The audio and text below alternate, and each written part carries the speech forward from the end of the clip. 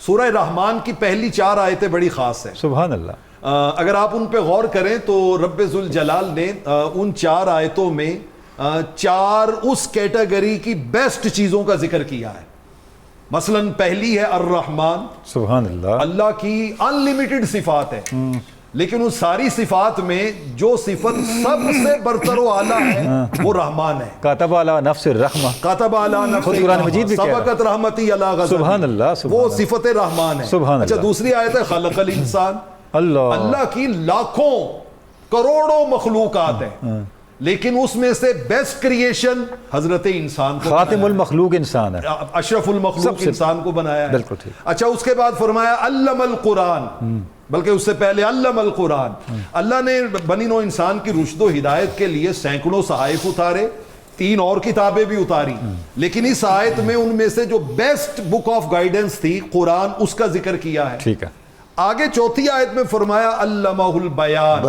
سبحان اللہ. انسان کو رب نے بے شمار صلاحیتیں دی ہیں، لیکن ان ساری عطاؤں میں رب کی انسان کے حق میں جو سب سے بڑی بلیسنگ ہے وہ اس کو قوت بیان کا عطا کیا گیا. سبحان اللہ. تو یہ جو قوت بیان، چونکہ سب سے بہتر یہ خوبی تھی جو اللہ نے انسان کو عطا کی، تو یہ کیسے ممکن تھا کہ جن کے نام ہی حسن ہو ان کو بیان حسین نہ ملے. سبحان اللہ. ان کو بیان حسین نہ ملے. بہت چھوٹی سی عمر ہے، بہت چھوٹی بچپن ہے ابھی آپ کا.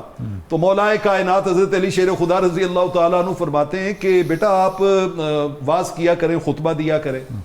تو کہتے ہیں انی استحیی منکا، والد گرامی مجھے آپ سے حیا آتی ہے، شرم آتی ہے کہ آپ کی موجودگی میں کیسے زبان کھولوں. سبحان اللہ. تو آپ نے فرمایا نہیں، جس دن میں نہیں ہوں گا نا کہیں مجلس میں تو پھر تم باز کرنا.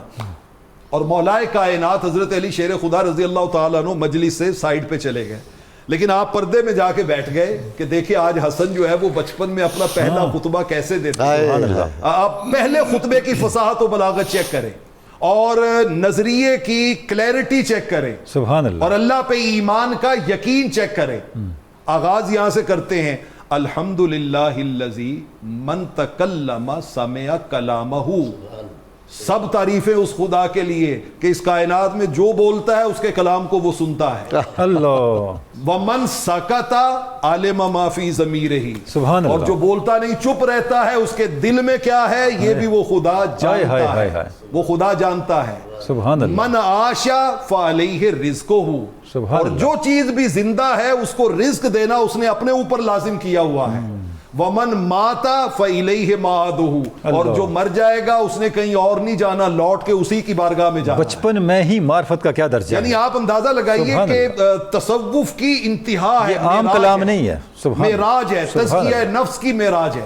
اور پھر اس کے بعد کہتے ہیں فإن قبورنا موعدہ.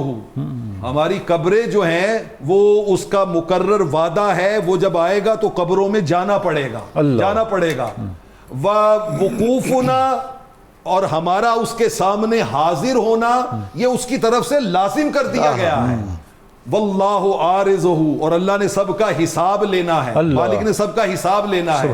اور اس کے بعد پھر آپ جب یہ خطبہ دیتے ہیں تو مولا کائنات پردے سے آتے ہیں اور آ کے آپ کو سینے سے لگا کے چوم کے قرآن کی وہ آیت پڑھتے ہیں ذریۃ بعضھا من بعض واللہ سمیع علیم. واہ مولا تیرے عطاؤں پہ قربان جاؤں، اسلاف کو جو تو نے رنگ عطا کیا تھا وہی ہماری اولاد امجاد. سبحان اللہ. سبحان اللہ. پھر آپ کے جگہ جگہ خطبات آپ پڑھ کے دیکھ لیں اور ان میں فصاحت و بلاغت کے ساتھ سب سے بڑا جو عنصر ہے کہ آپ کے پاس مواقع موجود ہیں، آپ کے پاس جو ہے وہ ساری سچویشن موجود ہے کہ آپ چاہیں تو لوگوں کے جذبات کو ابھار کے مطلوبہ مقاصد حاصل کر سکتے ہیں. لیکن آپ نے ہمیشہ ایک ہی بات کی.